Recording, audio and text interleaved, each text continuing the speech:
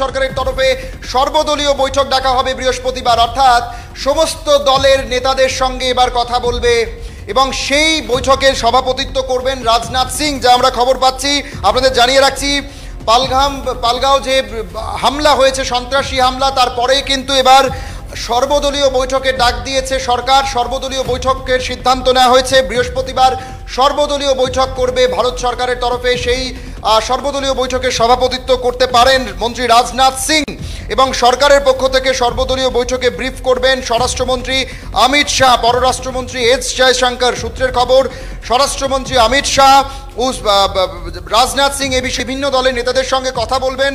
কংগ্রেস সহ বিরোধী দল দাবি করেছিল সরকার এ বিষয়ে সর্বদলীয় বৈঠক ডাকুক, আর সেই সর্বদলীয় বৈঠক কিন্তু এবার করতে যাচ্ছে ভারত সরকার।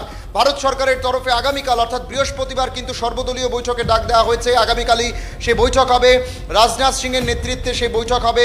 সেই বৈঠকেই কিন্তু এস জয়শঙ্কর এবং অমিত শাহ গোটা ঘটনা কি পদক্ষেপ নিতে যাচ্ছে ভারত সরকার কি পদক্ষেপ নিতে যাবে সেই বৈঠকের কথাগুলো কিন্তু এবার সর্বদলীয় বৈঠকে যারা বিরোধী দল রয়েছে তাদেরকে জানানো হবে। আপনাদের আরও একবার জানিয়ে রাখছি, এই মুহূর্তে আরও একটি বড় খবর, এই মুহূর্তের বিগ ব্রেকিং বলা যেতে পারে।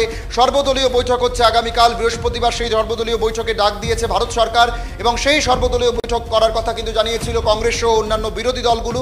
আর সেই সর্বদলীয় বৈঠকে কিন্তু আজকের বৈঠকের যে সিদ্ধান্তগুলো নেওয়া হয়েছে এবং পাকিস্তান নিয়ে ভারতের আগামী পদক্ষেপ কি হবে সেই পদক্ষেপ কিন্তু সিদ্ধান্তের কথাগুলো কিন্তু সর্বদলীয় বৈঠকে অন্যান্য বিরোধী দলের নেতাদের জানানো হবে। এবং তাই নয়, কংগ্রেসের তরফে মল্লিকার্জুন খার্গে, কংগ্রেসের সর্বভারতীয় সভাপতি, তিনি কিন্তু ইতিমধ্যেই জানিয়ে দিয়েছেন পাকিস্তান নিয়ে ভারতের যা সিদ্ধান্ত হবে সেই সমস্ত সিদ্ধান্তের পক্ষে থাকবে কংগ্রেস। অর্থাৎ এই মুহূর্তে রাজনীতি করার সময় নয়, এই মুহূর্তে দেশের যারা প্রাণ হারিয়েছেন তাদের পক্ষে থাকার সময়, তাদের বিচার পাইয়ে দেওয়ার সময়, এই মুহূর্ত প্রতিশোধের সময়।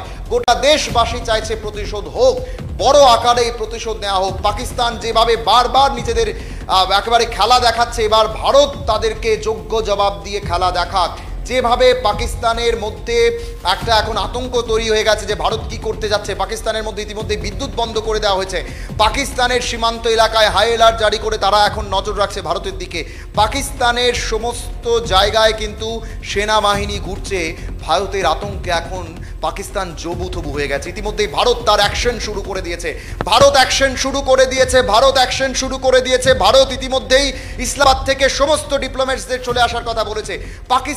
পাকিস্তানের যারা ডিপ্লোম্যাটসরা রয়েছেন তাদেরকে 7 দিনের সময়সীমা দিয়ে দেওয়া হয়েছে। 7 দিনের মধ্যে ভারতের মাটি তাদেরকে ছাড়তে হবে। পাকিস্তানের সমস্ত ডিপ্লোম্যাটসদের ভারতের মাটি ছেড়ে যেতে হবে। পাকিস্তানি নাগরিক যারা ভিসায় ভারতবর্ষে রয়েছে 48 ঘন্টা তাদের সময় বেঁধে দেওয়া হয়েছে।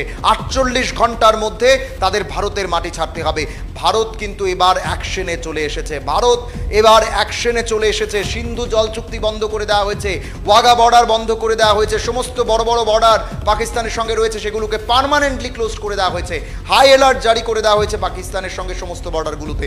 সেনা জওয়ানদের প্রস্তুত থাকার কথা বলা হয়েছে, নর্দার্ন কমান্ডের ছুটি বাতিল করে দেওয়া হয়েছে সমস্ত সেনা জওয়ানের। এবং এই মুহূর্তে আরও একটা বড় খবর যেটা আমরা আপনাদের বলছিলাম, আগামীকাল অর্থাৎ বৃহস্পতিবার কিন্তু হতে যাচ্ছে সর্বদলীয় বৈঠক, যে বৈঠকে নেতৃত্ব দেবেন কেন্দ্রীয় প্রতিরক্ষা মন্ত্রী রাজনাথ সিং এবং সেই বৈঠকেই কেন্দ্রীয় স্বরাষ্ট্রমন্ত্রী অমিত শাহ এবং কেন্দ্রীয় বিদেশ মন্ত্রী এস জয়শঙ্কর সমস্ত কিছুর বিবৃতি কিন্তু, সমস্ত কিছুর বর্ণনা কিন্তু ভারতের অন্যান্য যারা বিরোধী দল রয়েছে তাদেরকে তুলে ধরবেন।